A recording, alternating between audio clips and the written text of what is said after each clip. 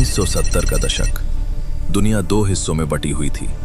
एक तरफ महाशक्तियों का कोल्ड वॉर और दूसरी तरफ मिडिल ईस्ट का जलता हुआ संघर्ष। इजराइल और फिलिस्तीनी समूहों के बीच तनाव नया नहीं था, लेकिन 1970 के बाद यह लड़ाई एक नया रूप लेने लगी।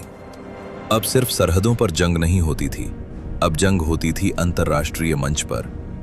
और इस जंग का एक सबसे खतरनाक तरीका था सिविलियन प्लेन हाईजैकिंग। इस रणनीति का मकसद पैसा नहीं होता था, इसका मकसद होता था दुनिया का ध्यान खींचना, सरकारों पर दबाव बनाना और बंधक बनाकर मांगे मनवाना। इसी पृष्ठभूमि में एक उग्रवादी संगठन सक्रिय था, popular front for the liberation of फिलिस्तीन, जिसे PFLP कहा जाता था।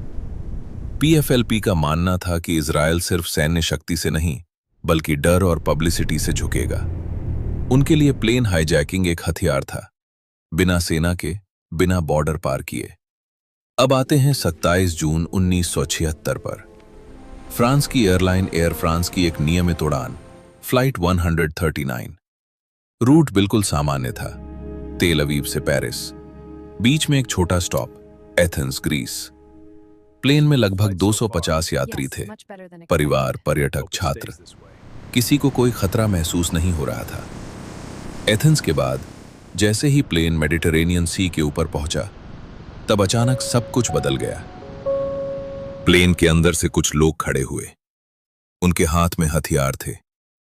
कप्तान कॉकपिट में था जब उसे बताया गया प्लेन हाईजैक हो चुका है। हाईजैकर्स ने कोई चेतावनी नहीं दी, कोई बातचीत नहीं, सीधा आदेश था, प्लेन को अफ्रीका की तरफ मोड़ दो। यात्रियों के लिए यह एक सदमा था, क्योंकि हाईजैकिंग फिल्मों में होती है, असल जिंदगी में नहीं। लेकिन यह बिल्कुल सच था। हाईजैकर्स की मांग साफ थी, इजराइल और कुछ यूरोपीय देशों में बंद फिलिस्तीनी और उग्रवादी कैदियों को रिहा किया जाए। यानी प्लेन सिर्फ एक परिवहन नहीं रहा, वो बन चुका था राजनीतिक दबाव का औजार। प्लेन का फ्यूल सीमित था, डायरेक्ट अफ्रीका पहुंचना मुमकिन नहीं था, इसलिए हाईजैकर्स पहला स्टॉप चुनते हैं, लीबिया। प्लेन बेंगाजी एयरपोर्ट पर लैंड करता है। यात्री प्लेन के अंदर ही रहते हैं, सिर्फ फ्यूल रिफिलिंग होती है, कोई रेस्क्यू की कोशिश नहीं। यह हाईजैकर्स के लिए एक सिग्नल था, अभी तक कोई उन्हें रोकने नहीं आया। फ्यूल के बाद प्लेन दोबारा टेक ऑफ करता है। अब अंतिम मंजिल तय थी, अफ्रीका का एक देश जहां का शासक पश्चिम से दूर जा चुका था, युगांडा। युगांडा इसलिए चुना गया क्योंकि वहां का तानाशाह इजराइल का खुला दुश्मन बन चुका था। हाईजैकर्स जानते थे वहां उन्हें सिर्फ लैंडिंग नहीं मिलेगी, समर्थन मिलेगा। इस बार लिशा फाइनल है, कॉकपिट के निर्देश साफ हैं, एंटेबे एयरपोर्ट। प्लेन रात में लैंड करता है, रनवे पर हथियारबंद युगांडा के सैनिक खड़े होते हैं। उनका रवैया आक्रामक नहीं है। हाईजैकर्स को यहां कोई विरोध नहीं मिलता। यात्रियों को प्लेन से उतारा जाता है, उन्हें पुरानी टर्मिनल बिल्डिंग में ले जाया जाता है। खिड़कियां बंद, लाइट कंट्रोल में, एंट्री एग्जिट सील। अब हाईजैकिंग प्लेन से निकलकर जमीन पर एक बंधक संकट बन चुकी थी। हाईजैकर्स गार्ड रोटेशन सेट करते हैं, हथियार दिखाई देते रहते हैं, हर मूवमेंट देखी जाती है, हर बातचीत सुनी जाती है। यात्रियों को समझ आ जाता है यह एक लंबा खेल है। थोड़ी देर बाद पासपोर्ट चेक किए जाते हैं, लोगों को दो समूहों में बिठाया जाता है। इस पल के बाद किसी को भ्रम नहीं रहता, यह स्थिति सामान्य नहीं होने वाली। इसी रात इजराइल को पक्की जानकारी मिलती है, बंधक अफ्रीका में है, सुरक्षा कड़ी है और वक्त उनके खिलाफ चल रहा है। हाईजैकिंग पूरी हो चुकी थी, लोकेशन सुरक्षित थी और दुनिया सिर्फ प्रतिक्रिया दे रही थी। लेकिन कहानी का सबसे खतरनाक हिस्सा अब शुरू होने वाला था। 72 घंटे, उतना ही वक्त दिया गया था।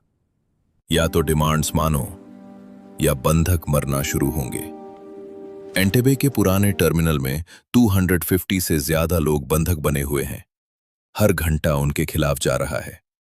और इस बीच हाईजैकर्स अपनी पहली ऑफिशियल डिमांड रिलीज करते हैं। हाईजैकर्स डिमांड रखते हैं इजराइल की जेलों में बंद फिलिस्तीनी चरमपंथियों को छोड़ा जाए। कुछ यूरोपीय देश भी अपने कैदियों को रिहा करें। डेडलाइन 1 जुलाई 1976। अगर डेडलाइन मिस हुई तो हर कुछ घंटों में एक बंधक मारा जाएगा। तेल अवीव में इमरजेंसी कैबिनेट मीटिंग बुलाई जाती है। प्रधानमंत्री यित्ज़ाक राबिन टेबल के हेड पर बैठे हैं।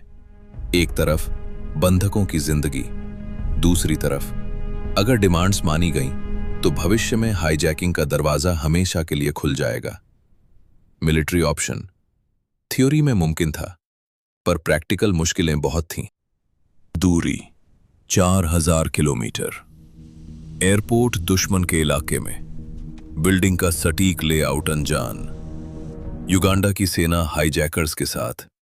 किसी भी गलती का मतलब था सामूहिक कत्लेआम। इजराइल सीधे तौर पर ना नहीं बोलता। नेगोशिएशन का नाटक शुरू होता है। मकसद साफ था, वक्त खरीदना। हाईजैकर्स डेडलाइन बढ़ा देते हैं, 4 जुलाई 1976। नेगोशिएशन के समानांतर इजराइल गुप्त रूप से प्लान बी पर काम शुरू करता है। मिलिट्री इंटेलिजेंस का एक छोटा ग्रुप सिर्फ एक काम करता है, एंटेबे को समझना। सबसे बड़ी समस्या थी टर्मिनल बिल्डिंग का सटीक लेआउट। समाधान एक अप्रत्याशित जगह से आता है। एंटेबे एयरपोर्ट असल में इजरायली इंजीनियर्स ने ही सालों पहले डिजाइन किया था। उनके पास पुराने ब्लूप्रिंट मौजूद थे। प्लान सीधा था, पर अंजाम देना लगभग आत्मघाती। रात में लैंडिंग, पहले ही मिनट में हाईजैकर्स का खात्मा, बंधकों की तुरंत पहचान, युगांडा आर्मी को रिएक्ट करने का मौका न मिले, और सबसे जोखिम भरा अनुमान, सरप्राइज ही सब कुछ होगा। मिशन के लिए इजराइल अपनी एलीट यूनिट चुनता है। ट्रेनिंग तुरंत शुरू होती है। टर्मिनल के नकली मॉडल, हॉस्टेज सिनेरियोज, सेकंड्स के हिसाब से रिहर्सल, एक भी एक्स्ट्रा सेकंड तबाही। अगर मिशन फेल होता सारे बंधक मर सकते थे। युगांडा के साथ युद्ध का खतरा, अंतर्राष्ट्रीय स्तर पर बदनामी। लेकिन अगर मिशन कामयाब होता तो इतिहास बदल जाता। टर्मिनल के अंदर बंधक थक चुके हैं, खाने की मात्रा कम है, नींद अधूरी, डर लगातार बना हुआ है। किसी को नहीं पता डेडलाइन के बाद क्या होगा। 3 जुलाई की रात इजराइल आखिरी फैसला लेता है। नेगोशिएशन खत्म, मिलिट्री मिशन को हरी झंडी मिल चुकी है। एक तरफ अफ्रीका के अंधेरे में बंधक, दूसरी तरफ इजराइल के एयरबेस से विमान तैयार हो रहे हैं। अगला दिन सिर्फ रेस्क्यू नहीं लाएगा, वो दुनिया का इतिहास लिखेगा। रात के 11:01। अफ्रीका के आसमान में 4 मिलिट्री एयरक्राफ्ट रडार से गायब हो जाते हैं। उनके अंदर बैठे लोग जानते हैं, या तो सब जिंदा लौटेंगे या कोई भी नहीं। Israeli C-130 Hercules plane radio silence में उड़ रहे हैं। एल्टीट्यूड इतनी कम रखी गई है कि रडार पकड़ न सके। किसी को बात करने की इजाजत नहीं। हथियार लोडेड हैं, घड़ियां सिंक्रोनाइज की जा चुकी हैं। हर चीज सेकंड्स पर डिपेंड करती है। प्लेन एंटेबे एयरपोर्ट पर लैंड करता है। लाइट्स बंद, इंजन आइडल। युगांडा के कंट्रोल टावर को लगता है ये कोई रूटीन फ्लाइट है। उन्हें अभी तक अंदाजा नहीं उनकी जमीन पर क्या उतर चुका है। प्लेन से सबसे पहले एक ब्लैक मर्सिडीज निकलती है, बिल्कुल वैसे ही जैसे युगांडा का तानाशाह सफर करता है।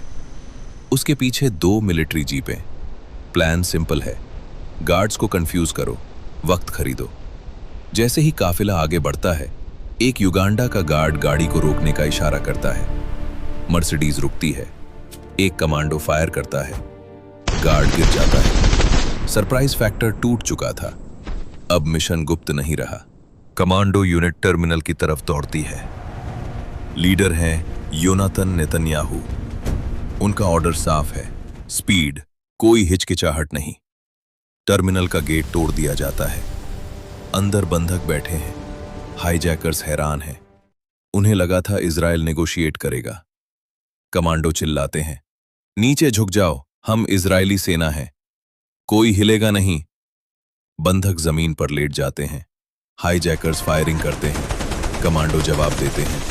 सिर्फ 30 सेकंड, सारे हाईजैकर्स ढेर कर दिए जाते हैं। Terminal clear. इस गोलाबारी में मिशन लीडर योनातन नेतन्याहू को गोली लगती है। उन्हें तुरंत बाहर ले जाया जाता है। कुछ ही देर में वो शहीद हो जाते हैं। मिशन पूरा होता है, लेकिन एक बड़ी टीमत के साथ। अब युगांडा के सैनिक पूरी तरह अलर्ट हो चुके हैं। एयरपोर्ट पर फायरिंग शुरू होती है। इजरायली कमांडो वक्त बर्बाद नहीं करते। रनवे पर खड़े युगांडा के फाइटर जेट्स तबाह कर दिए जाते हैं। यह सुनिश्चित करता है कि पीछा करने वाला कोई नहीं बचेगा। बंधकों को ग्रुप्स में विमान तक ले जाया जाता है। घायलों को पहले, बुजुर्ग और बच्चे उसके बाद। सबकी गिनती दोबारा जांच। कुल रेस्क्यू समय 60 मिनट से भी कम। इजरायली विमान उड़ान भरते हैं। एंटेबे पीछे रह जाता है। मिशन सफल। 90 मिनट। एक देश ने यह दिखाया, दूरी, राजनीति और आंकड़े बंधकों की जान से ज्यादा ताकतवर नहीं होते।